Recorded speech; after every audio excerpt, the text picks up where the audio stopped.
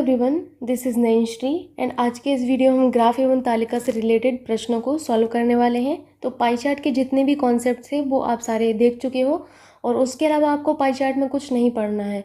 बस कोशिश ये करिए कि आप प्रैक्टिस ज़्यादा से ज़्यादा करिएगा। इसके अलावा आप लोगों को कुछ और नहीं करना है। जो भी पढ़िए बस सॉलिड पढ़िए, ठीक है। सो आज का आपसे क्वेश्चन है कि निम्नलिखित सारणी का अध्ययन कीजिए और उसके आधार पर प्रश्नों के उत्तर दीजिए। ठीक है, तो यहाँ पर मैं सारणी आपको बना देती हूँ तो आपको क्लियर हो जाएगा। ठीक, सो ये रही आपकी सारणी, आप लोगों को अभी दिख रही होगी। एक चीज़ मैं आपको बोलना चाहती हूँ कि जब आप पैट की परीक्षा देने जाएंगे तो आप लोग पेंसिल साथ में लेके जाइएगा, क्योंकि पेंसिल से ये जो आपको ब्लॉक दिख रहे होंगे, जैसे ये आपको ब्लॉक दिख रहा है, ये ब्लॉक, तो इसको मतलब इस तरीके से इसको घेरा बनाने में आसानी होती है। जब हम पेन बार बार चलाते हैं तो फिर वहाँ पर प्रॉब्लम हो जाती है, तो पेंसिल से ज़रूर आप इसको करिएगा, ठीक है। अब आपको देखना है कि ई विद्यालय के लिए दान से प्राप्त आय उसकी विविध आय का कितना प्रतिशत है। तो आपको यहाँ पर बताना है कि ई विद्यालय। अब मैं आपको पेंसिल का यूज़ करना यहाँ पर सिखाऊंगी। सपोज़ करिए मेरा जो ये ग्रीन पेन है, ये मेरी पेंसिल है, तो मैंने ई को देखा कि ई विद्यालय कौन सा है, ये वाला है, तो मैंने ई विद्यालय को इस तरीके से कर लिया।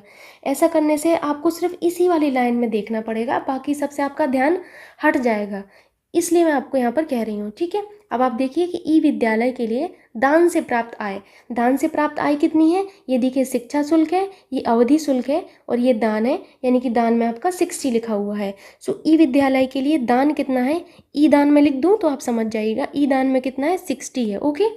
फिर क्या कह रहा है, उसकी विविध आय का कितना प्रतिशत है। विविध में जाइए, अनुदान, ये अनुदान लिखा हुआ है। फिर नेक्स्ट है आपका विविध, विविध में देखिए, विविध में गए आप, विविध वाली लाइन आपकी ये वाली विविध वाली लाइन है, और विविध में आपका ई में कितना है, तो ये देखिए 15 दिया गया है। आपको समझ में आ रहा है ना कैसे वैल्यू यहाँ पर हम लोग जो है छांटते हैं। सबसे पहले कहा गया है ई विद्यालय के लिए, तो आपने ई वाले कॉलम पर गए, ठीक है। ई वाले कॉलम पर जब आप गए, फिर आपसे कहा है कि दान से प्राप्त आय, तो आपने दान से प्राप्त आय के लिए आप रो में जाएंगे, इस रो में गए तो दान से प्राप्त आय ये वाला आपका है, लेकिन तो ये तो ए के लिए है, ये बी के लिए है, ये सी के लिए है, ये डी के लिए है। हमें किससे बोला गया है, यहाँ पर ध्यान से देखिए, हमसे ई बोला गया है, हमें मतलब सिर्फ और सिर्फ ई से रखना है। तो हमने क्या किया, दान से प्राप्त आय ई को कितनी है, 60 है। इतना आपको समझ में आया। फिर आपसे बोला गया है कि उसकी विविध आय का कितने प्रतिशत है, तो हमने क्या किया, विविध आय, हम विविध आय किसकी देखेंगे, ई की ही देखेंगे, क्योंकि उसकी, यहाँ पर देखिए उसकी लिखा हुआ है, उसकी का मतलब है ई की, तो आप ई वाले कॉलम में तो है ही। अब आपको क्या देखना है, आपको देखना विविध आय, तो आप यहाँ पर विविध वाले रो में गए, ये आपका विविध है ए के लिए, ये बी के लिए, ये सी के लिए, ये डी के लिए, और ये वाला 15 जो है वो ई के लिए है, विविध, ठीक है, विविध। अब आपको क्या करना है, सिंपल सी बात है, अब यहाँ पर आपको परसेंटेज निकाल लेना है, ठीक है। बस यहाँ पर वैल्यू को सही तरीके से पुट करना ज़रूरी होता है, उसके लिए मैं आपको बोल रही हूँ, ओके। अब आपको शायद थोड़ा सा प्रॉब्लम होती होगी कि हम किसको ऊपर रखें, किसको नीचे रखें, फिर मल्टीप्लाई बाई 100 करें। मैं आपको इसको बताती हूँ। आपसे क्या कहा गया है, ई विद्यालय के लिए दान से प्राप्त आय उसकी विविध आय का कितने प्रतिशत है। आपसे जिससे बोला जा रहा है ना कि उसकी ए की या बी की या सी की, तो उस ए की, बी की, सी की को नीचे रख देना है। यहाँ पर उसकी विविध आय, उसकी विविध आय को आप क्या करेंगे, नीचे रख देंगे। ये आपका तरीका होता है जो मैं यहाँ पर आपको सिखा दूंगी, तो आप सीख जाएंगे आसानी से। बस आपको परसेंटेज कैलकुलेट करना है, क्योंकि यहाँ प्रतिशत में दिया गया तो 100 से मल्टीप्लाई कर देंगे, है ना। अब आप इसको आराम से कर सकते हो। 15 चौका कितना होता है, 15 चौका होता है 60, तो 4 मल्टीप्लाई बाई 100 कितना हो जाएगा, 400। परसेंटेज में था तो 400% हम लिख देंगे, तो यहाँ पर आपका ऑप्शन 4 एकदम करेक्ट होगा। आप लोगों को समझ में आ रहा है कि नहीं। कोई भी प्रॉब्लम हुआ करे, किसी भी क्वेश्चन में अगर आप फंस जाते हो, कमेंट बॉक्स में टाइप कर दिया करिए क्वेश्चन, मैं उसको सॉल्व करके आपको बता दूंगी। लेकिन आपको डाउट नहीं रखना है अपने मन में, जो भी पढ़ रहे हैं अच्छे से पढ़िए, ठीक। और इसको सारणी को बना लीजिए, क्योंकि मैं बार बार नहीं बना पाऊंगी, आप समझ सकते हो, ओके। मूव करते हैं नेक्स्ट क्वेश्चन पर। नेक्स्ट क्वेश्चन आपसे है कि वह विद्यालय कौन सा है जिसमें शिक्षा शुल्क कुल आय का सबसे ज़्यादा प्रतिशत है, ठीक है। आपसे क्या कहा गया है कि वह विद्यालय कौन सा है जिसमें शिक्षा का जो शुल्क है कुल आय का सबसे ज़्यादा प्रतिशत है।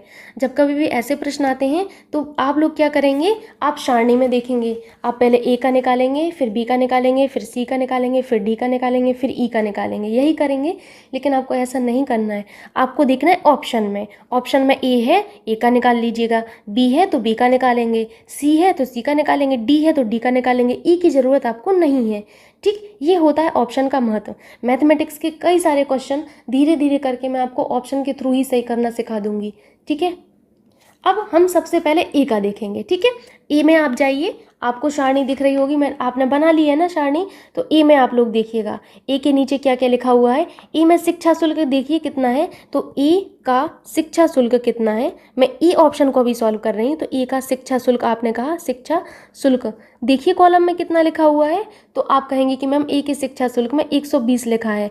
आ रहा है ना आपको समझ में अभी कि किस तरीके से उसमें हम देखते हैं, अभी आप देख लेंगे तो उसमें आपको दिख रहा होगा कि शिक्षा जो शुल्क है वो आपका 120 है। ठीक है, फिर आपने देखा कुल आय, क्योंकि यहाँ शिक्षा शुल्क और कुल आय की बात की जा रही है, तो आपने कहा कि ए का कुल आय अब हमें देखना पड़ेगा। ए का कुल आय आपने देखा, तो ए का कुल आय देखिए ध्यान से, ए का कुल आय सबसे नीचे लिखा होगा योग के फॉर्म में, देखिए सबसे नीचे वाला आपको रो दिखेगा, उसमें योग लिखा है। योग के जस्ट बगल में आपको ए है, ए के जस्ट बगल आपको नीचे दिख रहा होगा आपका 270 दिख रहा होगा, तो कुल आय कितनी हुई, 270 हुई, है ना। अब आपको इसका परसेंटेज निकाल लेना है। परसेंटेज कैसे कैलकुलेट करेंगे, 120 को ऊपर लिखें, 270 को नीचे लिखें, या फिर 270 को ऊपर लिखें, या फिर 120 को नीचे लिखें, ये आपको मैं सिखा देती हूँ, आपको आसानी से समझ में आ जाएगा। सबसे पहले आपसे क्या कहा गया है, शिक्षा शुल्क कुल आय का, किसका, कुल आय का, तो यहाँ पर जिसके साथ का लगा होगा उसको आपको नीचे कर देना है। ठीक है, तो जिससे आपका कहा जाए कि इससे, चाहे यहाँ पर अगर यहाँ बोला जाता है कि ई का शिक्षा शुल्क, ई के शिक्षा शुल्क का कितना प्रतिशत है, तो हम ई के शिक्षा शुल्क को नीचे कर देते और ए के शिक्षा शुल्क को हम ऊपर कर देते। आई होप आपको ये समझ में आ रहा होगा मैं क्या कहना चाह रही हूँ। ठीक है, तो मैंने क्या कहा कि कुल आय को हम नीचे कर देंगे, तो आपने कहा कि मैम ए की कुल आय हमारी कितनी है, ए की कुल आय 270 है, तो आप 270 को नीचे कर दीजिए, 120 को ऊपर कर दीजिए, मल्टीप्लाई बाई 100 कर दीजिए, तो ये हमारा आ जाएगा। ठीक है, यहाँ से आप करिए, 3 से करिए, 3 चौका 12, 3 नाम 27। ठीक, यहाँ पर कितना हो जाएगा, 400 डिवाइडेड बाई 9 कितना हो जाएगा, 9 चौका 36, फिर यहाँ पर कितना बचा, 4 बचा, 9 चौका 36। इसको आपको एग्जैक्ट निकालने की ज़रूरत नहीं है, क्योंकि आप कंपैरिजन मोटे मोटे अक्षरों से भी कर सकते हैं, मोटी मोटी संख्याओं से भी कर सकते हैं। ठीक है, क्योंकि यहाँ पर आपसे यही बोला गया है ना कि सबसे ज़्यादा किस में है, तो अगर यहाँ 44% है, दूसरे में 36% आया, किसी में 32% आया, किसी में 30% आया, तो क्या आप तुलना नहीं कर पाओगे इनके बीच में, आप कहोगे कर लेंगे मैम, तो आपको यहाँ पर एग्जैक्ट कैलकुलेशन नहीं करनी होगी। ओके, आई होप आप समझ रहे होंगे। तो ए में आपने निकाल लिया, 44% आपका आ गया। अब हम बात करते हैं बी की। बी में आप देखिए, सबसे पहले आप लोग बी वाले कॉलम में जाइए, आप बी वाले कॉलम में चले गए। अब आप बी वाले कॉलम में ये बताइए कि शिक्षा शुल्क जो आपका है, शिक्षा शुल्क वाली रो में कितना लिखा है बी में, तो बी में आपका शिक्षा शुल्क जो है वो 60 है। कितना है शिक्षा शुल्क, शिक्षा शुल्क आपका 60 है। ठीक है, मुझे ऐसा लग रहा है आपको दिक्कत हो रही है, मैं एक बार बना देती हूँ सारणी को, आपको प्रॉब्लम नहीं होनी चाहिए। ठीक है, और मैं सिखा देती हूँ तो आप समझ जाओगे। अभी फिर से मैंने सारणी बनाई यहाँ पर इस तरीके से, क्योंकि मेन यही होता है, इनकी वैल्यू को ध्यान से देखना कि कहाँ पर क्या है। ठीक, यहाँ पर ए था आपका, और यहाँ पर बी, यहाँ पर सी, यहाँ पर डी, और यहाँ पर ई। अभी मैं सारणी को बना ले रही। ठीक है, देखिए अभी आपको दिख रहा होगा सारणी, तो इसमें देखिए अब मैं आपको सिखाती हूँ। सबसे पहले आपको मैंने ए का निकाल लिया था, ए का कितना आया था, ए का आया था आपका 44% आया था। ठीक है, अब मैं बात कर रही हूँ बी की। बी आपको देखना है, तो बी में शिक्षा शुल्क देखिए। सबसे पहले शिक्षा शुल्क, पहले बी वाले कॉलम में जाइए आप। ठीक है, बी वाले कॉलम में आप गए, मैं पहले पेन का कलर चेंज कर लेती हूँ। ये रहा आपका बी, आपने बी को इस तरीके से रख कर दिया। ठीक है, आप मेरी लाइन पर मत जाइएगा, मैं सीधा लाइन नहीं खींच पाती हूँ। ठीक है, तो यहाँ आप बी वाले पर गए, बी वाले पर आप चले गए, फिर आपको क्या करना है, शिक्षा शुल्क देखना है। बी में शिक्षा शुल्क कितना है, ये आपका शिक्षा शुल्क वाला क्या रहा, रो रहा। तो शिक्षा शुल्क में आपको ए, तो ए का 120 है, बी का कितना है 60 है ना, ये सी का है, ये डी का है, ये ई का है, तो 60 आपका किसका आया, 60 आपने कहा कि ये हमारा बी का शिक्षा शुल्क आ गया। तो मैंने कहा बी का शिक्षा शुल्क मैंने यहाँ पर लिख लिया अभी मैं आपको बता रही हूँ कि वैल्यू कैसे रखते हैं, ठीक। सबसे ज़्यादा कन्फ्यूज़न जो आपके फ्रेशर्स होते हैं उनको यही होती है प्रॉब्लम। फिर आपको देखना है कि कुल आय किसकी, बी की कुल आय, बिकॉज हम बी वाले पर है ना अभी, तो बी की कुल आय आप देखेंगे, अवधि शुल्क, दान, अनुदान, विविध, और ये रहा हमारा योग। तो कुल आय आपने देखा कि 150 है, कितना है 150 है। सो आपने कहा कि कुल आय में आप लिख दीजिए मैम 150, मैंने 150 लिख दिया। अब मैं क्या करूँगी, अब मैं परसेंटेज कैलकुलेट करूँगी। तो क्या कहा गया है, कुल आय का, तो कुल आय हमारी क्या होगी, नीचे आ जाएगी, और ऊपर हमारा क्या होगा 60 होगा, मल्टीप्लाई बाई 100। देखो एक चीज़ मैं आपको बताती हूँ, अगर यहाँ पर बोला जाता है कि कुल आय, ध्यान से सुनिएगा, कुल आय शिक्षा शुल्क का कितना ज़्यादा है, कितना ज़्यादा प्रतिशत है, तो आप क्या करते, यहाँ पर कुल आय शिक्षा शुल्क का, तो शिक्षा शुल्क आपका नीचे आ जाएगा, नीचे क्या आ जाएगा, नीचे आएगा आपका शिक्षा शुल्क, और ऊपर क्या आएगा, ऊपर कुल आय आएगी, ठीक है। ये सबसे बड़ा कन्फ्यूजन होता है, तो याद रखिएगा। और परसेंटेज के लिए हम 100 से मल्टीप्लाई बाई करते हैं। आगे आपको समझ में, अभी आप इसको सॉल्व कर लीजिए, बस आपको कुछ भी नहीं करना होगा, ओके। सॉल्व करिए इसको, कितना आया 40% आया, ठीक है। अभी आप लोगों को बी पे क्या लिख लेना है, 40% आया, ठीक है। अभी आपको समझ में लग रहा होगा चीज़ें कि क्या चल रहा है, ये 44% आया, ये आपका 40% आया। अब हम बात करते हैं सी की। अब जब हम सी की बात करेंगे तो हम कहाँ जाएंगे, हम सी वाले जो आपका कॉलम है उसमें जाएंगे। सी का कॉलम कौन सा है, ये वाला आपका सी का कॉलम रहा, आप सी वाले कॉलम में चले गए, ठीक है।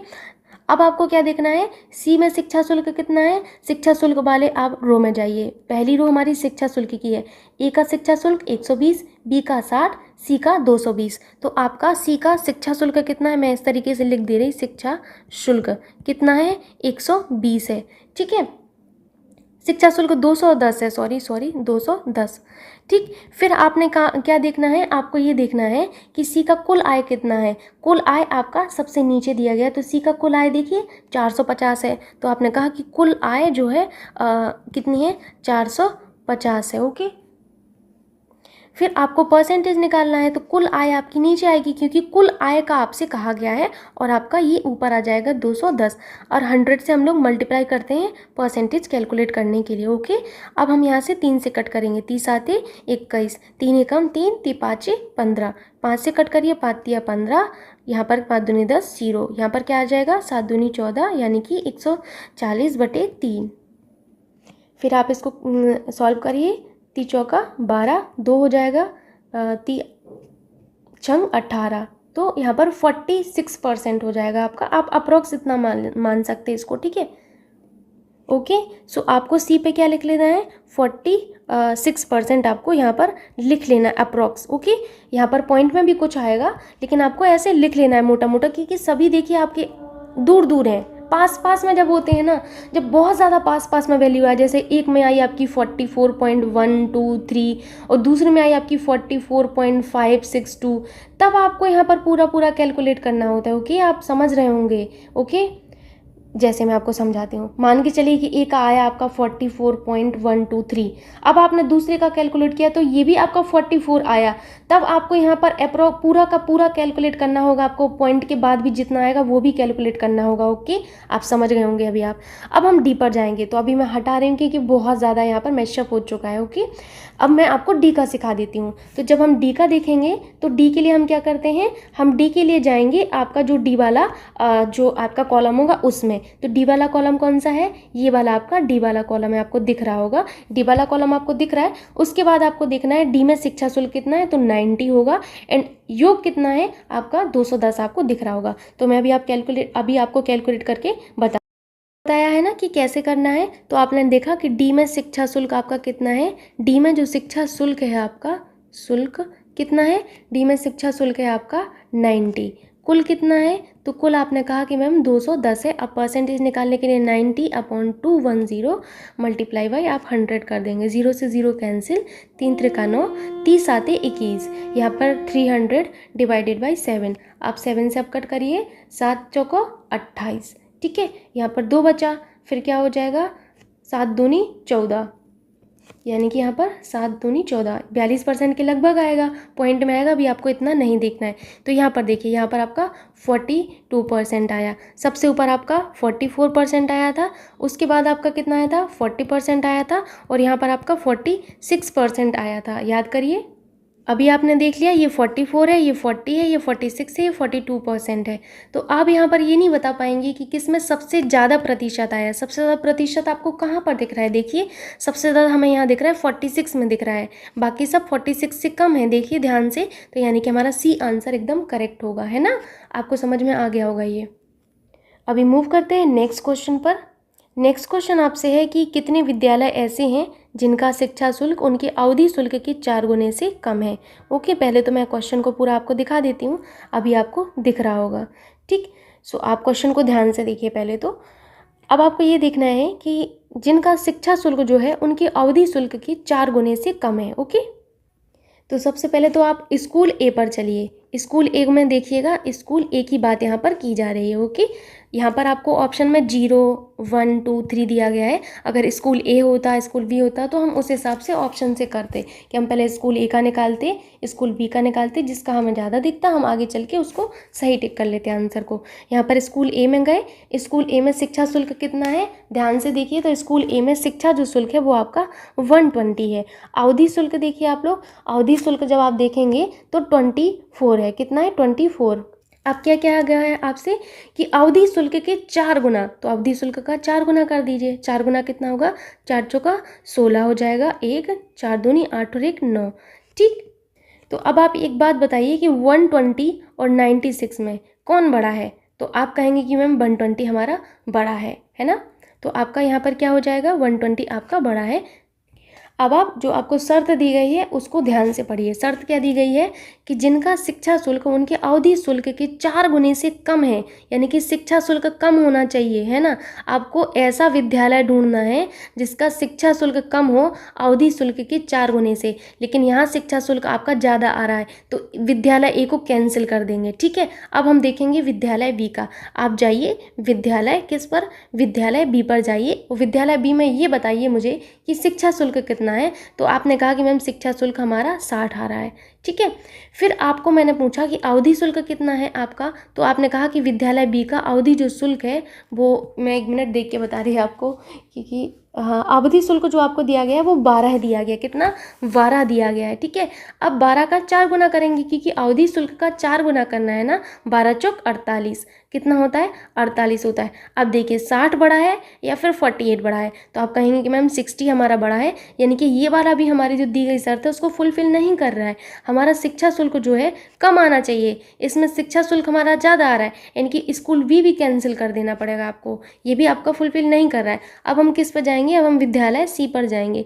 विद्यालय सी पर चले गए आप। विद्यालय सी में देखिए, विद्यालय सी में शिक्षा शुल्क आप देखिए, शिक्षा शुल्क विद्यालय सी का जो शिक्षा शुल्क है वो आपका दिया गया है 210 दिया गया है, ध्यान से देखिएगा। फिर आपने देखा कि अवधि शुल्क कितना है, तो विद्यालय बी का जो अवधि शुल्क है वो आपका दिया गया है कितना, 45 दिया गया है। 45 का 4 गुना आपको करना पड़ेगा। 4 पंचे 20, 2 4 चौका 16, 17 18, 180 आ जाएगा। 210 आपका बड़ा है या 180, आप कहेंगे कि मैम 210 हमारा बड़ा है, यानी कि विद्यालय सी का भी शिक्षा शुल्क हमारा ज़्यादा आया है, जबकि हमें शिक्षा शुल्क कैसा चाहिए, कम चाहिए, तो विद्यालय सी को भी कैंसिल करिए। ओके, आई होप आप समझ रहे होंगे। अब हम जाएंगे किस पर, विद्यालय डी पर जाएंगे। अब हमें 2 विद्यालय और रह गए हैं बस, तो विद्यालय डी पर आप गए। विद्यालय डी में शिक्षा शुल्क बताइए 90 है, और आपका जो अवधि शुल्क है वो कितना है, अवधि शुल्क आपका 24 दिया गया है। ध्यान से देखिएगा, आपको दिख जाएंगी सारी चीज़ें। विद्यालय डी में देखिए अवधि शुल्क कितना है, 24 दिया गया है आपका।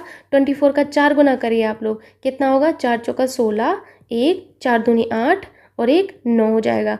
अब बताइए यहाँ पर 90 और 96 ये क्या आया है आपका, ये शिक्षा शुल्क था, ये अवधि शुल्क का 4 गुना था।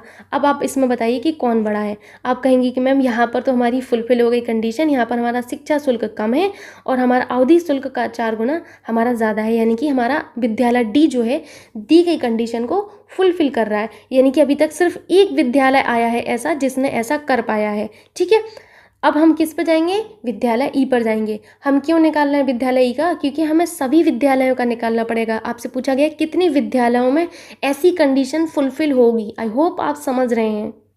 ओके, मूव करते हैं अभी आगे। अब हम किसकी बात कर रहे हैं, हम बात करने वाले हैं विद्यालय ई की। विद्यालय ई में जाइए। विद्यालय ई में आप शिक्षा शुल्क बताइए, तो आप कहेंगे कि मैम 120 है हमारा शिक्षा शुल्क, है ना।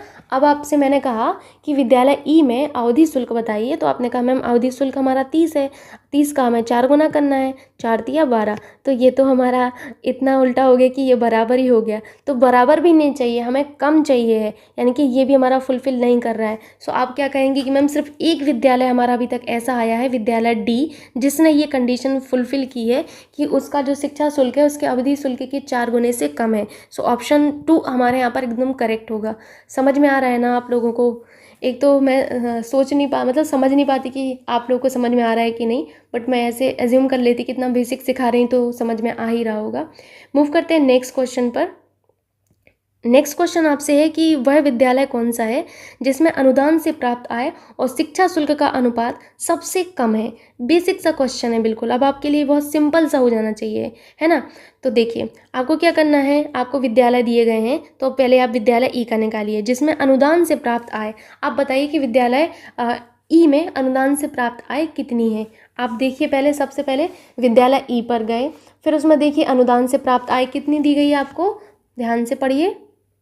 55 दी गई है आपको, अनुदान से प्राप्त आय 55 दी गई है। और शिक्षा शुल्क आपको कितना दिया गया है, विद्यालय ई में जाइए और देखिए कि विद्यालय ई में शिक्षा शुल्क कितना है। शिक्षा शुल्क आपका 120 है। तो ये क्या आया, अनुदान से प्राप्त आय आई, और ये क्या आया आपका शिक्षा शुल्क आया। ठीक है, शिक्षा शुल्क।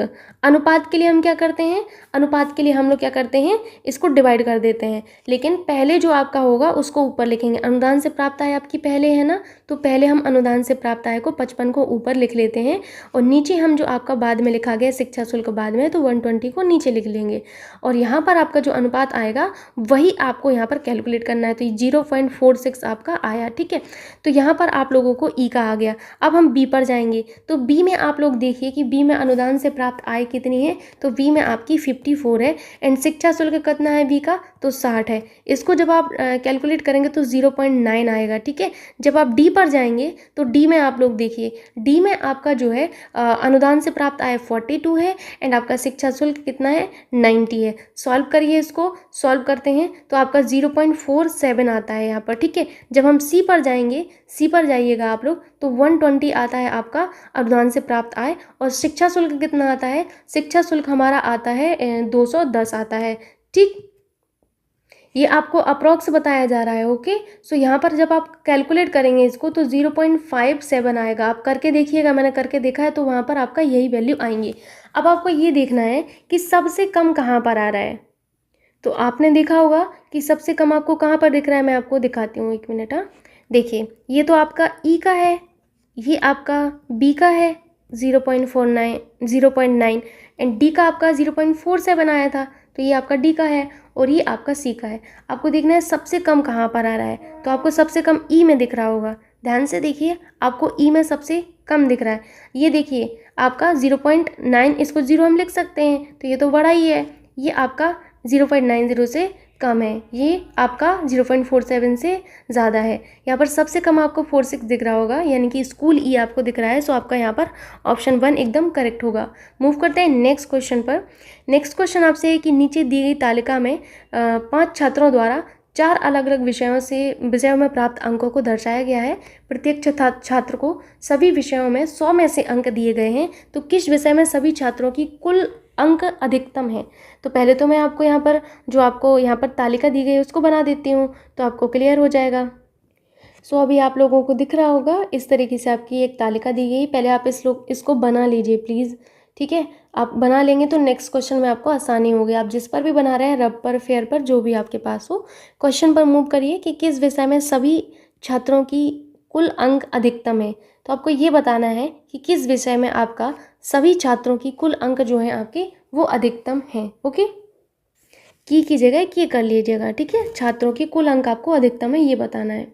तो आपको करना क्या है, इसमें आपको सबसे पहले अंग्रेजी में देख लेना है कि अंग्रेजी में आपका कितना आ रहा है। तो आप अंग्रेजी वाले उसमें जाइए, सबसे पहले आप इंग्लिश वाले इसमें कॉलम में जाएंगे तो आप देखेंगे आपका इंग्लिश में इतना स्कोर किया गया है, कितना 87 प्लस 74 प्लस आपका कितना है 89 प्लस आपका कितना है 62 प्लस कितना है आपका 95। ओके, अभी आप इसको जोड़िए, 7 4 11 और 9 कितना होगा 20 और 2 22 और 7 कितना होगा 22 और 7 27 होगा, 2 आया यहाँ पर और आपका यहाँ पर 7 आ जाएगा। ठीक है, फिर जोड़िए 8 8 16, 16 और 7 23 हो जाएगा, 23 और 9 कितना हो जाएगा 32, 32 में आप 6 जोड़िए कितना होगा 38, 38 में आप 2 जोड़िए तो कितना हो जाएगा 40 हो जाएगा, यानी कि 407 यहाँ पर आपका टोटल आया। ठीक, यानी कि अंग्रेजी में 407 ऊपर लिख लीजिए।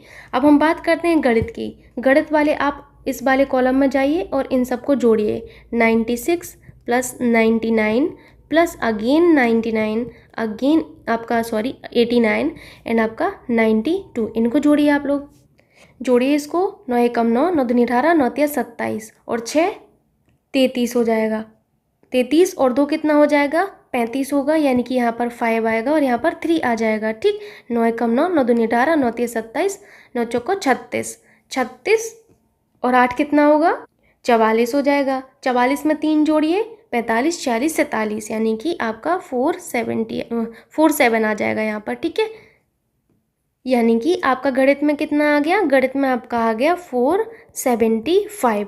अब आप विज्ञान को कैलकुलेट करिए, विज्ञान वाले आप कॉलम में जाइए। विज्ञान का कॉलम कौन सा है, ये वाला आपका विज्ञान का कॉलम है। आपने जोड़ा 90 प्लस 94 प्लस 99 प्लस 96 प्लस 92, इनको कैलकुलेट करेंगे। करिए इसको कैलकुलेट, 6 और 2 8, 8 और 8 16 और 1 17, 17 और 4 कितना होता है 17 और 4 21 होता है, यानी कि यहाँ पर 1 आ जाएगा और 2 यहाँ पर हासिल आएगा। ठीक है, 9 एकम 9, 9 दूनी 18, 9 तिया 27, 9 चौको 36, 9 पन्ना 45 के बाद 46 47, यानी कि यहाँ पर 47 आ जाएगा। सो यहाँ पर आपका कितना आया 471 आ गया। ओके, अब लास्ट आपका बचा है हिंदी का। सो हिंदी का आप कैलकुलेट करिएगा, यहाँ पर जगह तो नहीं बची है, फिर भी मैं एक अलग पेन से करके आपको दिखा देती हूँ। हिंदी का कैलकुलेट करिए, 81 प्लस 89 प्लस आपका 92 प्लस 91 प्लस आपका 86 आ गया। ठीक है, जोड़िए इसको, 9 और 1 10 और 2 12 और 1 13, 13 और 6 19, 19 का 9 1 आ जाएगा। ठीक है, 8 और 8 16, 8 तिया 24, 8 चौको 32, 8 पंचे 40, 41 42 और 1 43, यानी कि यहाँ पर क्या आएगा 43 आएगा। तो हिंदी में क्या है आपका 439 आ गया। अब आपको सिंपल सा यहाँ पर देखना है, बस आपको आंखें अपनी यहाँ पर लगानी है और मुझे ये बताना है आप लोगों को कि किस में आपको जो है अधिकतम दिख रहा है। ये आपका कितना है 407 है, ये आपका 475 है, ये 471 है, ये 439 है। तो यहाँ पर आप बताएंगे किस में आपको अधिकतम दिख रहा है। आपको मैथमेटिक्स में अधिकतम दिख रहा होगा, ध्यान से देखिए आप लोग। तो आपको गणित में 475 दिख रहा है, यानी कि आपका ऑप्शन नंबर 2 एकदम करेक्ट होगा। अब आप इस तालिका को बनाइए, मूव करते हैं नेक्स्ट क्वेश्चन पर। ओके, नेक्स्ट क्वेश्चन आपसे है कि किसी छात्र ने सभी 4 विषयों को मिलाकर सर्वाधिक अंक प्राप्त किए हैं। आपसे यहाँ पर किस छात्र पूछा जा रहा है। ठीक है, किस छात्र ने सभी 4 विषयों को मिलाकर सर्वाधिक अंक प्राप्त किए हैं। तो आपसे देखिए कितना बेसिक क्वेश्चन है ये वाला कि किस छात्र ने सर्वाधिक अंक प्राप्त किए हैं। तो छात्र ए के अंक देख लीजिए आप सब मिलाकर। ठीक है, आप छात्र ए के अंक देखेंगे तो छात्र ए वाले आप उसमें जाइए। छात्र ए ने आपका अंग्रेजी में कितना प्राप्त किया 87 प्राप्त किया, गणित में 96 प्राप्त किया, विज्ञान में 90 प्राप्त किया, हिंदी में 81 प्राप्त किया। वैसे इसको आप देख सकते हैं स्टडी में, तो आपको और आसानी होगी कि किस में ज़्यादा प्राप्त किया। इसमें 74, इसमें 99, इसमें 94 और इसमें आपका 89।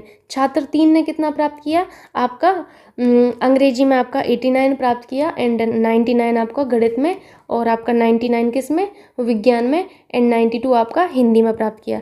छात्र 5 को देखिए 95 प्राप्त किया गणित में, 92 प्राप्त किया 95 अंग्रेजी में, 92 गणित में एंड साइंस में कितना 92 अगेन एंड 86 उसने प्राप्त किया है किस में हिंदी में। अब आपको ये देखना है किस में इसने सबसे ज़्यादा अंक प्राप्त किए हैं। ओके, ये देखिए बिल्कुल आप अपनी जो आपकी प्यारी प्यारी सी आँखें हैं ना उनको यहाँ पर लगाइए और देखिए इसमें आप देखिए कि पहला जो सब्जेक्ट था छात्र एक का पहला सब्जेक्ट कौन सा था, सारणी में देखिए छात्र एक का पहला सब्जेक्ट ये आपका अंग्रेजी था। कौन सा था? अंग्रेजी था। ये कौन सा सब्जेक्ट है? ये आपका गणित है। और ये कौन सा सब्जेक्ट है? ये आपका विज्ञान है। और ये आपका क्या है? हिंदी है। ठीक है, हिंदी। अब आप देखिए अंग्रेजी में किसको सबसे ज़्यादा अंक मिले हैं, तो आप कहेंगे कि अंग्रेजी में सबसे ज़्यादा अंक हमारे इसको मिले हैं, 95 इसको मिले हैं। ठीक है, इस तरीके से आप हर एक सब्जेक्ट में देखेंगे ना तो आपको ये दिखेगा कि ओवरऑल देखने पर हमें सबसे ज़्यादा अंक जो मिलेंगे छात्र 3 में मिल रहे हैं, हर जगह आपको मिलेंगे। ठीक, ध्यान से देखिए आप लोग, ओवरऑल देखिएगा तो आप इसको बिल्कुल ऑप्शन से सही कर सकते हैं। जब आपकी सारणी जो लिखी थी उसमें देखकर कर सकते हैं आराम से कि किस में ओवरऑल देखेंगे तो सबसे ज़्यादा अंक हमारे छात्र 3 को मिले हैं, तो यहाँ पर आपका छात्र 3 वाला ऑप्शन एकदम करेक्ट होगा। ठीक, मूव करते हैं नेक्स्ट क्वेश्चन पर। आप चाहे तो जोड़ के भी कर सकते हैं, लेकिन ये टाइम कंज्यूमिंग होता है, आपको टाइम बचाना है। ओके, नेक्स्ट क्वेश्चन आपसे है कि, एक मिनट मैं इसको थोड़ा सा बड़ा कर लेती हूँ अभी क्वेश्चन को, अभी आपको दिख रहा होगा।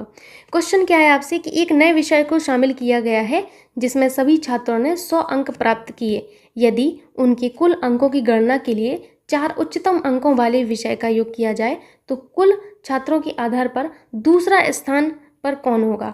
ये देखिए कितना सिंपल सा क्वेश्चन है, इसमें तो और आपको दिमाग लगाने की ज़रूरत ही नहीं है। ध्यान से पढ़िए, एक बार और क्वेश्चन को पढ़िए तो आपको क्लैरिटी होगी चीज़ों में। देखिए एक मिनट, अभी आपको दिख रहा होगा क्वेश्चन। देखिए एक नए विषय को जो है शामिल किया गया जिसमें सभी छात्रों ने 100 अंक प्राप्त किए। पहले कितने विषय थे हमारा? पहले अंग्रेजी था, इंग्लिश था, और क्या था हमारा? मैथमेटिक्स था, और क्या था हमारा? साइंस था, और हमारा क्या था? हिंदी था। एक विषय और शामिल कर दिया, मान के चलिए उन्होंने एक अदर विषय शामिल किया, वो यानी कि अदर, जिसमें सभी छात्रों ने 100 अंक प्राप्त किए। प्रत्येक छात्र ने 100 अंक प्राप्त किए, चाहे हम छात्र 1 की बात करें, छात्र 2 की बात करें, छात्र 3, छात्र 4, सब ने 100 अंक प्राप्त किए। So talented. फिर अगला है, यदि उनके कुल अंकों की गणना के लिए 4 उच्चतम अंकों वाले विषय का योग किया जाए तो कुल अंकों के आधार पर दूसरा स्थान पर कौन होगा।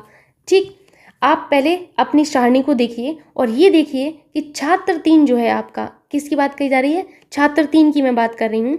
छात्र 3 के कॉलम में जाइए आप और ये देखिए कि छात्र 3 ने अधिकतम अंक जो प्राप्त किए हैं उनको आपको यहाँ पर लिखना है।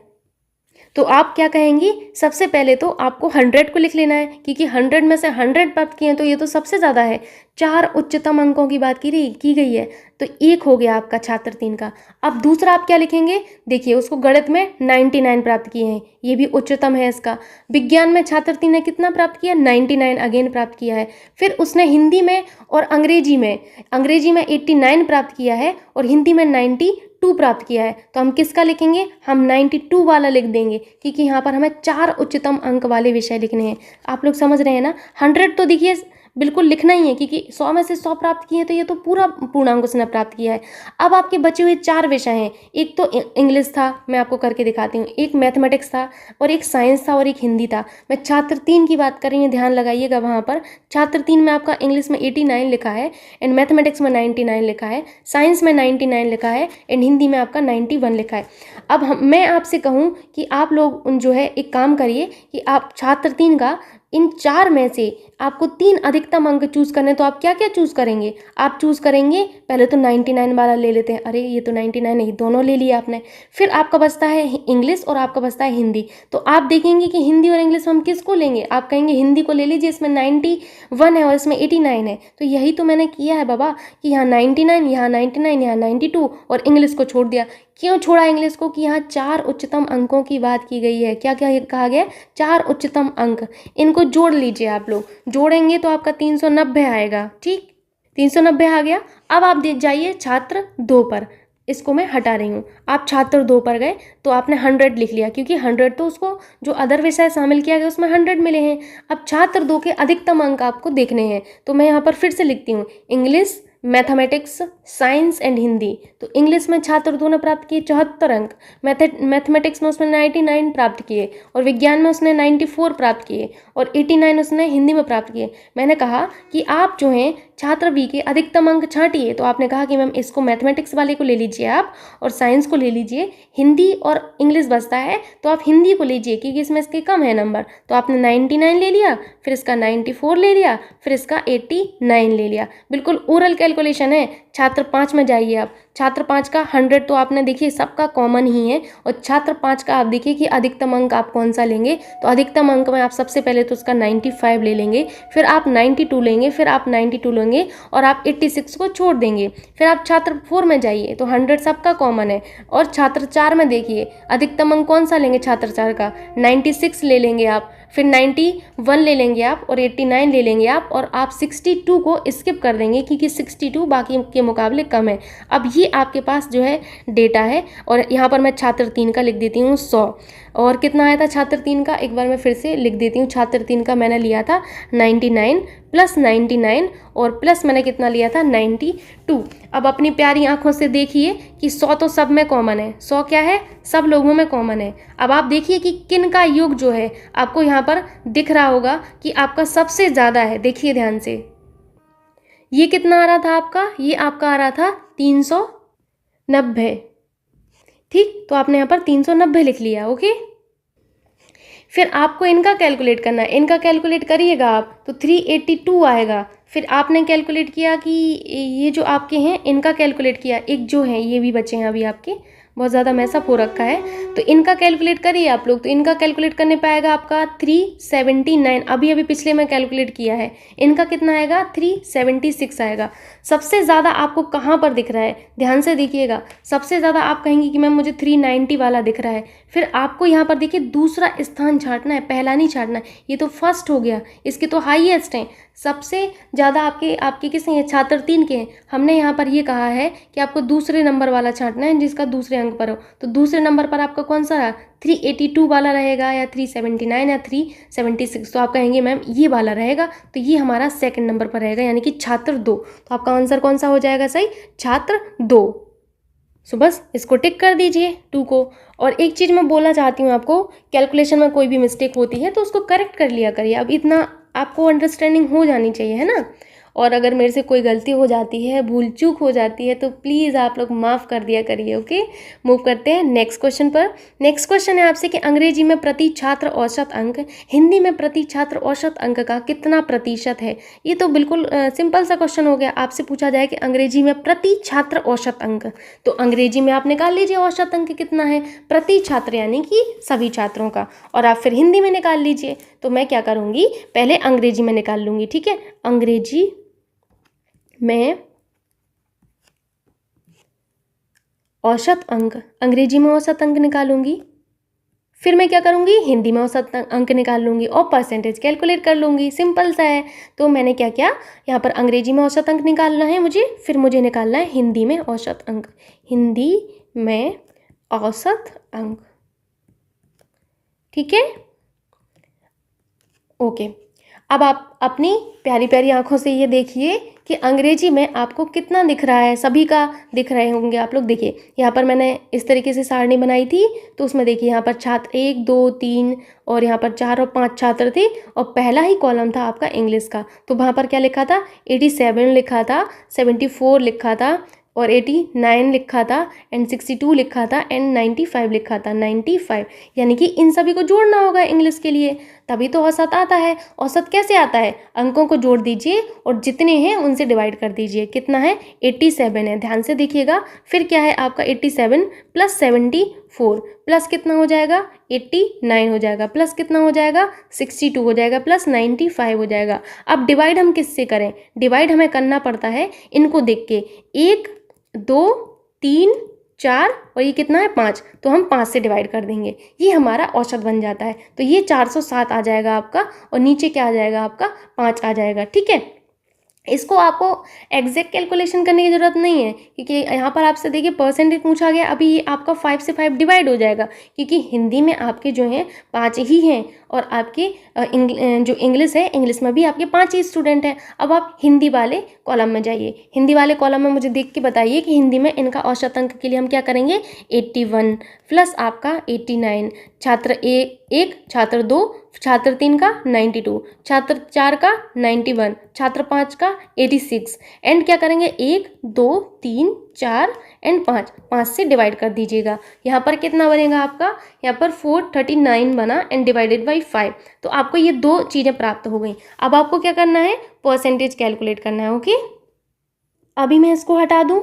अच्छा चलो नहीं हटा रहे, नहीं हटा रहे। अभी इस प्रतिशत आप कैसे निकालेंगे, तो परसेंटेज के लिए हम क्या करते हैं, पहले ये बताइए कि पहले मैं इंग्लिश वाले को ऊपर लिखूं या फिर हिंदी वाले को ऊपर नीचे लिखूं, क्या करूं मैं?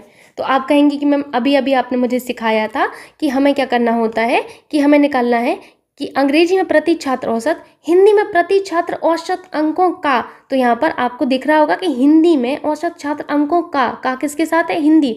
तो यहाँ पर आपको क्या करना होगा, हिंदी को नीचे लिख दीजिएगा। ये हर जगह सही नहीं होता है, आपको यहाँ पर दिमाग लगाना होता है। किससे पूछा जा रहा है, जिससे पूछा जा रहा है उसको हम नीचे कर देते हैं। ध्यान से सुनिए, जिससे पूछा जाता है परसेंटेज उसको हम नीचे कर देते हैं। यहाँ पर पूछते हैं कि छात्र एक से कितने प्रतिशत है, तो यहाँ पर हम छात्र एक को नीचे कर देते हैं। आई होप आप समझ रहे हैं। तो हम हिंदी वाले को क्या करेंगे, नीचे कर देंगे, यानी कि 439 को हम क्या करेंगे, 439 को नीचे कर देंगे, डिवाइडेड बाई 5 आपका ऑलरेडी था। इस वाले को हम थोड़ा सा बड़ा करेंगे, ओके।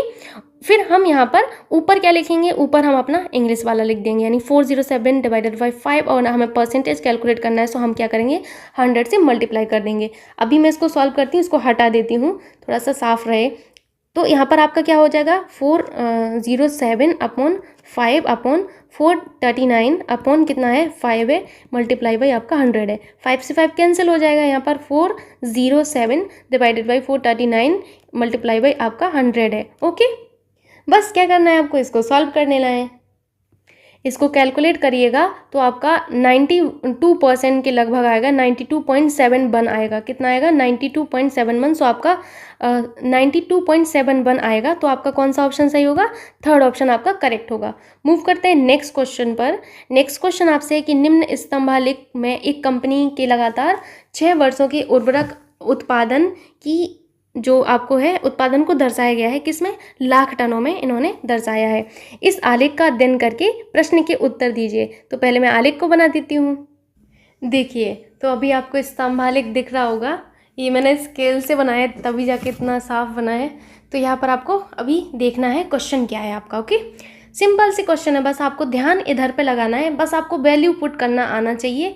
ग्राफ एवं तालिका में सबसे ज़रूरी यही होता है, ओके। तो आपसे क्वेश्चन है कि प्रथम 3 वर्षों में उर्वरकों का औसत उत्पादन, अंतिम 3 वर्षों में औसत उत्पादन का अंतर कितना था। कितना सिंपल सा क्वेश्चन है। प्रथम 3 वर्ष यानी कि 1995। देखिए, इसको मैं एक बार पढ़ के बता देती हूँ। ये आपका 1995 है, ये 1996 लिखा है, ये 1997 लिखा है, ये 1998 एंड 1999 एंड 2000 लिखा है, ओके। आई होप आप समझ रहे होंगे इस चीज़ को। अब आपसे कहा है कि प्रथम 3 वर्ष यानी कि 1995, 1996 एंड 1997 की बात की जा रही है, एंड अंतिम 3 वर्ष यानी कि ये अंतिम 3 वर्ष कौन से होंगे, ये वाले अंतिम 3 वर्ष होंगे, ओके। तो आप क्या करिए, प्रथम 3 वर्ष को देखिए। पहले तो प्रथम 3 वर्ष आपको दिख रहे होंगे। 1995 में आपका कितना है, 1995 में आपका 70 आपको यहाँ पर दिख रहा होगा, दिख रहा है। तो आप क्या करेंगे, प्रथम 3 वर्षों का निकाल रहे हैं, 70 प्लस 1996 में देखिए ये आपका कहाँ पर जा रहा है, ये आपका जा रहा है यहाँ पर 80 पर जा रहा है ना। 1996 का देखिए 80, तो आपने 80 जोड़ लिया। फिर आपने देखा 1997 को, तो ये आपका 90 पर जा रहा है, तो 90। देखिए ये ऊपर वाली वैल्यू देखना है आपको, ठीक है, शीर्ष वाली 90 डिवाइडेड बाई 3। औसत कर रहे हैं ना आप लोग, तो औसत में हम क्या करते हैं, डिवाइडेड बाई 3 करते हैं। फिर अंतिम 3 वर्षों का देखिए, अंतिम 3 वर्षों का आपको देखना होगा। अंतिम 3 वर्षों में क्या आएगा, आपको देखना होगा 1998 का कितना है, 80 है, ठीक है। फिर आपने देखा 1999 का कितना है, ये देखिए 60 पर जा रही है। ध्यान से देखिए, ये वाली वैल्यू आपकी कहाँ मैच हो रही है, 60 पर, ठीक। आप लोग इसको फिगर को बना लीजिएगा, नेक्स्ट क्वेश्चन में आपको मिलेगा नहीं, ठीक है। 2000 को देखिए, 2000 आपका मिडिल में है, किसके, 70 एंड 80 के मिडिल में है ना। ये देखिए, ये आपका जा रहा है, इस तरीके से जा रहा है, और ये आपका मिडिल में है, तो यहाँ पर आप 75 पुट कर देंगे, डिवाइडेड बाई आप 3 कर देंगे, ठीक। इनको जोड़िए और घटा दीजिए, तो हमें यहाँ पर अंतर पता चल जाएगा। जोड़िए इनको, 7 एकम 7, 7 दूनी 14, 7 21 और 1 22, 23 24, यानी कि यहाँ पर 24 आएगा, 0 आएगा, डिवाइडेड बाई आपका 3 तो था ही, ठीक है। नीचे इसको जोड़िए तो 5 होगा यहाँ पर। फिर यहाँ पर कितना होगा, 6 दूनी 12, 36 18, 19 20 21, ठीक है, डिवाइडेड बाई 3, ओके। अब आपको अंतर निकाल लेना है, तो आपका क्या होगा अंतर, 240 divided by 3 minus 215 divided by 3। निकाल लीजिए इसको, 240 में से आप 215 घटा दीजिए, कितना होगा यहाँ पर, ऊपर कितना बचेगा, 25 बचेगा, 25 बचेगा ना। नीचे आपका 3 है, तो आपको कहाँ पर दिख रहा है 25/3, आपको सेकंड ऑप्शन ही दिख रहा होगा, है ना। अभी इस डायग्राम को आप बना लीजिए, नेक्स्ट क्वेश्चन पर चलते हैं। ओके, नेक्स्ट क्वेश्चन आपका है वर्ष 1995, 1997 एंड 1999 के उर्वरकों की कुल उत्पादन और शेष 3 वर्षों की कुल उत्पादन का अनुपात कितना था। ठीक, तो आप पहले ये देखिए कि वर्ष 1999 में उर्वरकों का उत्पादन कितना था, तो आपने कहा कि मैम ये हमारा 70 था। देखिए 1995 को आप देखिए, अभी मैंने आपको बताया ना कैसे आपको वैल्यू देखनी पड़ती है। 1997 का देखिए, 1997 का आप देखेंगे तो ये सबसे ऊंचाई पर है, तो ये आपका 90 था। 1999 का देखिए, 1999 का आपका था 60 था। सही लिखा है ना मैंने, 70, 90 एंड 60 यही था ना आपका। फिर आपसे कहा गया है कि और शेष 3 वर्षों की कुल उत्पादन। अब शेष 3 वर्षों में क्या बचता है, आपने 1995 ले लिया तो हमारा क्या बचा, शेष में बचता है 1996, ध्यान से सुनिएगा। एंड 1997 यहाँ आपने ले लिया तो बचा है हमारा 1998 बचा। 1999 यहाँ पर ले लिया तो 2000 हमारा यहाँ पर बचा। यानी कि अब हमें शेष 3 वर्ष में क्या क्या आएंगे, 1996, 1998 एंड 2000 आएंगे। तो यहाँ पर 1996 में आप देखिए, 1996 में आपका कितना आ रहा है, एक मिनट मैं भी देख के बता रही। 1996 में आपका 80 है। ठीक है, 1998 में आप देखिए, 1998 में आपका जा रहा है 80 पर ही जा रहा है। ठीक है, एंड फिर आपको 2000 में देखना है, 2000 में आपका कितना है, 2000 में आपका दिया गया है 75। ओके, ठीक है, आपको समझ में आ रहा है ना। अब आपको क्या करना है, आपसे पूछा गया औसत, तो इन सभी को आपको जोड़ना। औसत नहीं, आपसे अनुपात पूछा गया है, लेकिन आपसे पूछा ये गया है कि 1995, 1997 एंड 1999 की उर्वरकों की कुल उत्पादन, तो कुल करना पड़ेगा ना। कुल के लिए हम जोड़ते हैं, इनको जोड़ दीजिए, 70 + 90 + 60 इनको जोड़ दीजिए और अनुपात निकाल लीजिए। जोड़िए इनको, 90 और 60 कितना होगा, 150। 150 और 70 कितना हो जाएगा, 220 हो जाएगा। यहाँ पर आते हैं, ये कितना हो जाएगा, 8 8 16 यानी कि 160। 160 में 75 जोड़िए, कितना हो जाएगा, 235 हो जाएगा। अब आपको यहाँ पर मैं बताती हूँ, इसको हटा देती हूँ पहले। कितना आया है आपका, आपका आया है, इनका मिलाकर आया था आपका 220 आया था, और इनका शेष 3 का मिलाकर आपका कितना आया था, 235 आया था। अब आपको ये देखना है कि अनुपात आपको निकालना है, तो हम अनुपात में किसको पहले लिखेंगे, जो आपका पहले रहता है उसको हम पहले लिखते हैं, जो बाद में रहता है उसको बाद में लिख देते हैं। यानी कि 220 अनुपात आपका कितना हो जाएगा, 235। ठीक है, अब इसको आपको किससे कट करना है, 5 से कट कर लेना है। 5 चौका 20, 2 बचा, 5 चौका 20, 5 से कट करिए, 5 चौका 20, 3 बचा, 5 सत्ते 35। सही है ना आपका। तो 44 आपका कितना आएगा, रेशियो 47 आएगा। मैच करिए, कौन सा ऑप्शन मैच हो रहा है। आप कहेंगे कि मैम हमारा ऑप्शन नंबर 3 मैच हो रहा है। आई होप आप समझ पा रहे होंगे। मूव करते हैं नेक्स्ट क्वेश्चन पर।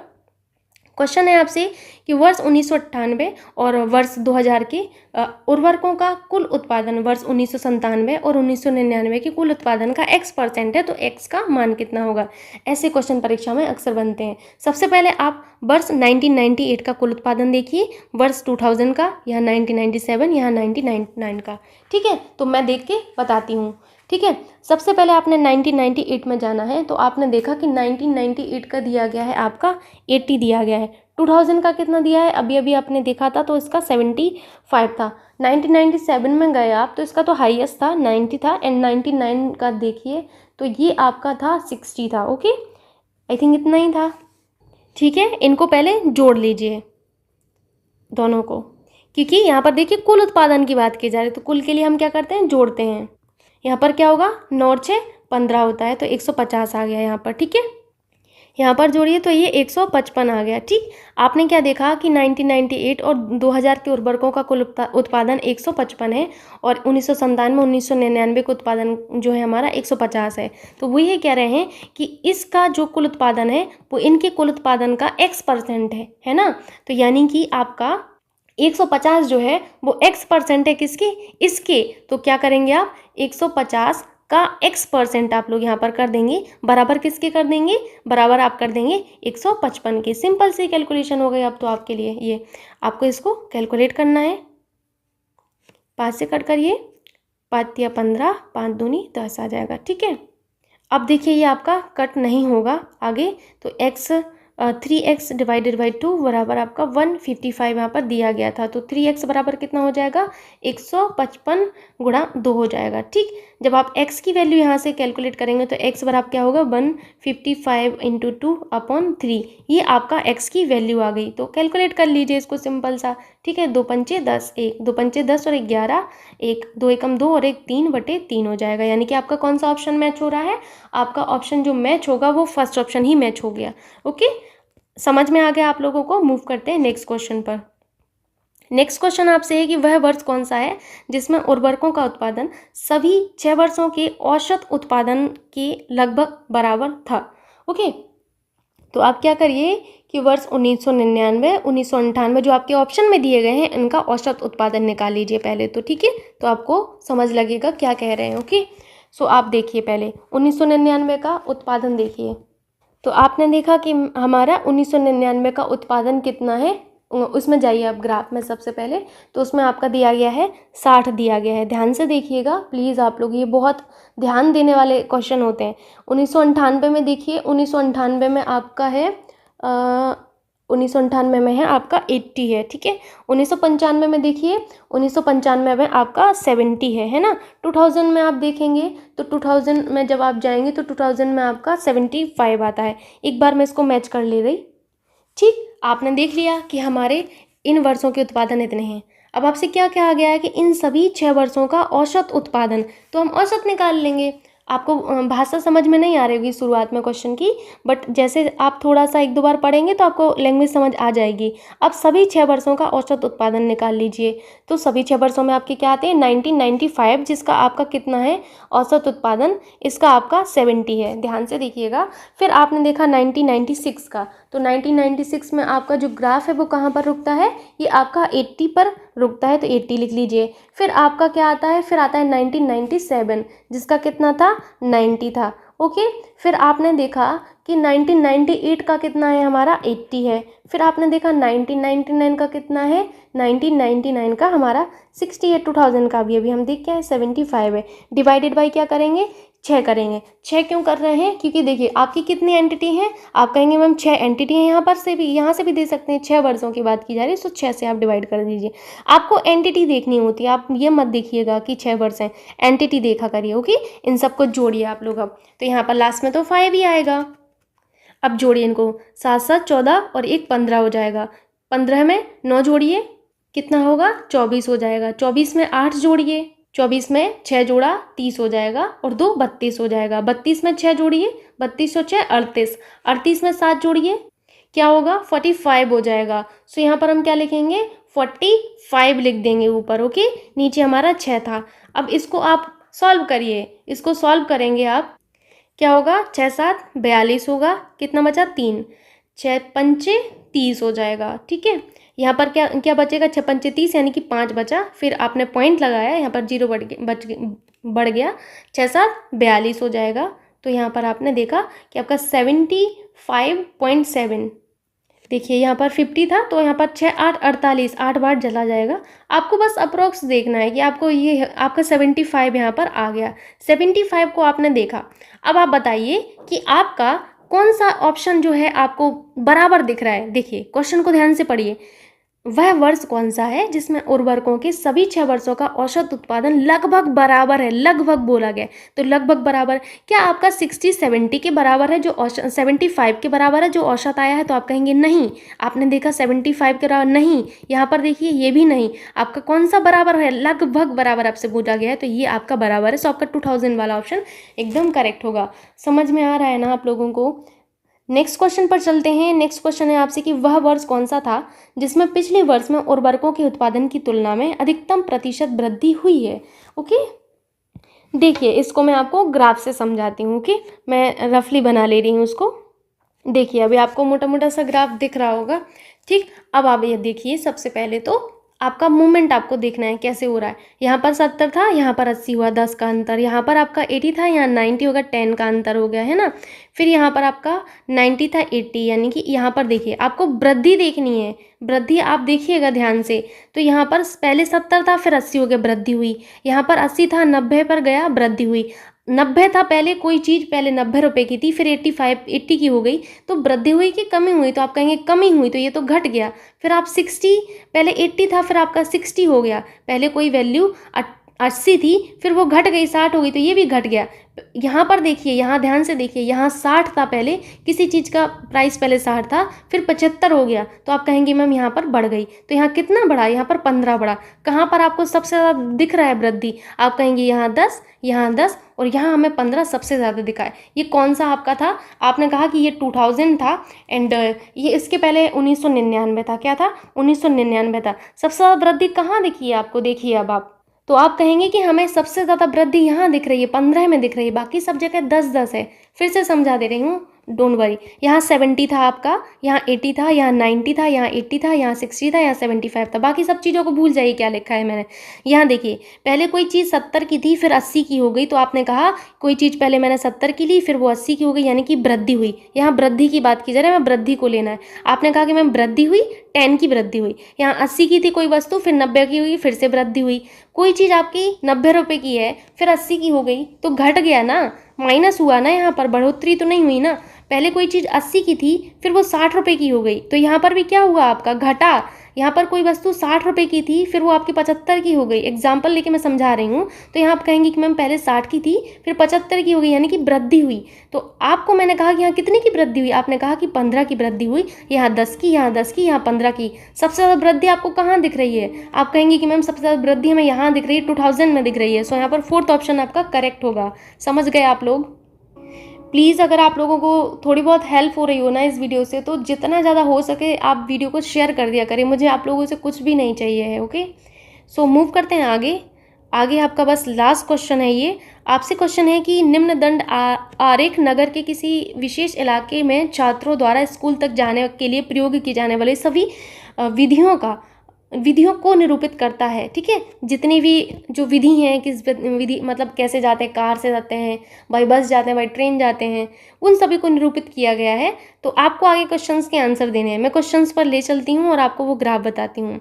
आपको बताना क्या है कि देखिए, अभी आपको दिख रहा होगा स्क्रीन पर, तो उसको ध्यान से देखिएगा आप लोग। सबसे पहला मैंने यहाँ पर कार को ये रिप्रेजेंट कर रहा है, बस को ये रिप्रेजेंट कर रहा है, मोपेड को ये रिप्रेजेंट कर रहा है, बाइसिकल को ये, एंड सबसे बेस्ट रिक्शा को ये रिप्रेजेंट कर रहा है। ठीक है, सो यहाँ पर आपको वैल्यूज़ भी दिख रही होंगी ऊपर। अब आपको देखना है कि उस इलाके में कितने छात्र आते हैं। आपको बताना है कि ये जो इलाका है आपका, इस इलाके में टोटल कितने छात्र आते हैं।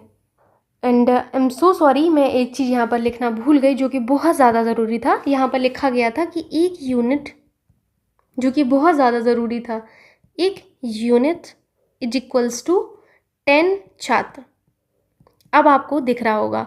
ओके, यहाँ पर एक यूनिट जो है आपका, यहाँ पर जैसे 6 यूनिट है, तो 6 यूनिट कितने के बराबर होंगी? 60 के। क्यों? क्योंकि एक यूनिट की वैल्यू आपको 10 छात्र दी गई है। 2 यूनिट की वैल्यू कितनी हो जाएगी? आप कहेंगे मैम 10 × 2, यानी कि आप कितना 20 कर देंगे।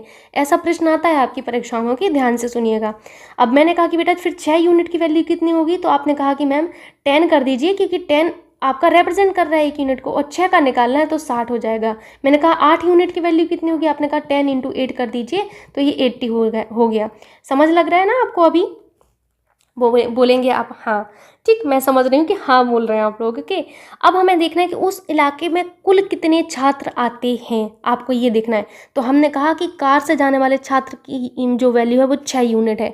तो मैंने कहा कि 6 यूनिट यानी कि हम 10 से मल्टीप्लाई करेंगे, बट हम क्या करेंगे, लास्ट में 10 से मल्टीप्लाई कर देंगे। पहले सब कुछ जोड़ लेते हैं। कुल की बात की जा रही तो फिर हम 11 लिखेंगे, क्योंकि हमारे 11 जो है हमारे पहले बस लिखना चाहिए था मुझे, 15 लिखना चाहिए था।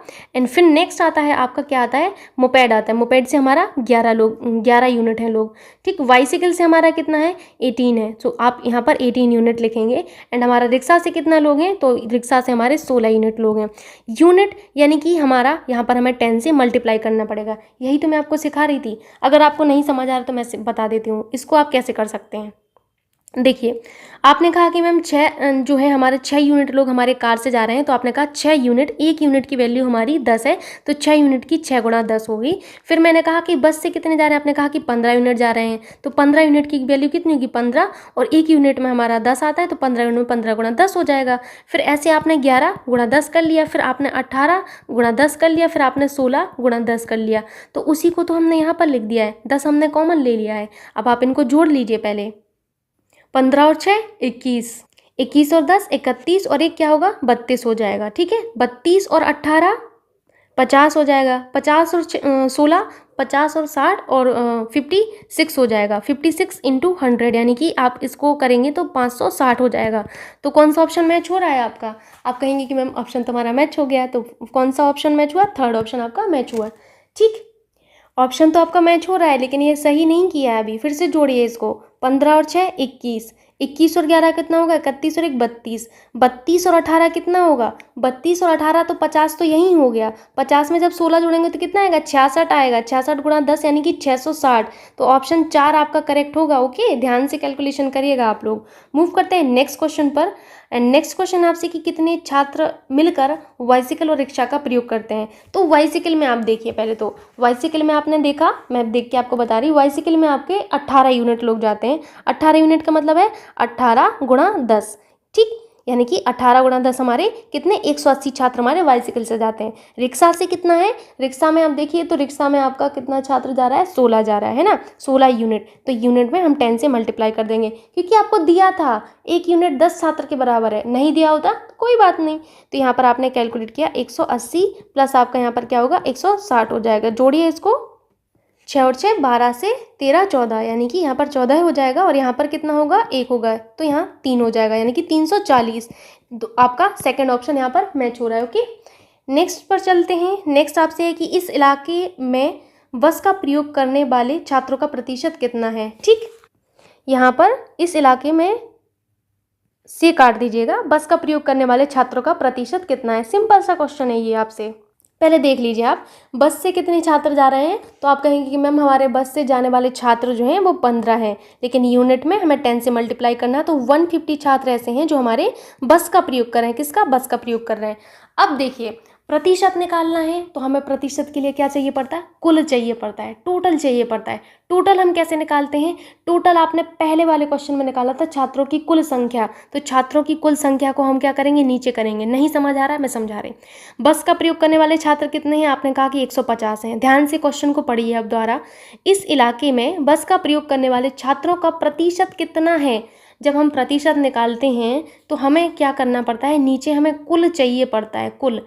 तो हमें कुल में कितना लिखना पड़ेगा? हमें कुल छात्र लिखने पड़ेंगे ना। कुल छात्र हमने पहले वाले ही क्वेश्चन में निकाल लिए थे, 660 आए थे कि नहीं 660। ऊपर हम 150 कर देंगे। क्या करेंगे? 150। प्रतिशत निकालना है तो प्रतिशत के लिए हम 100 कर देते हैं। अब इसको आप सॉल्व कर लीजिए। ठीक है, सॉल्व करिए इसको।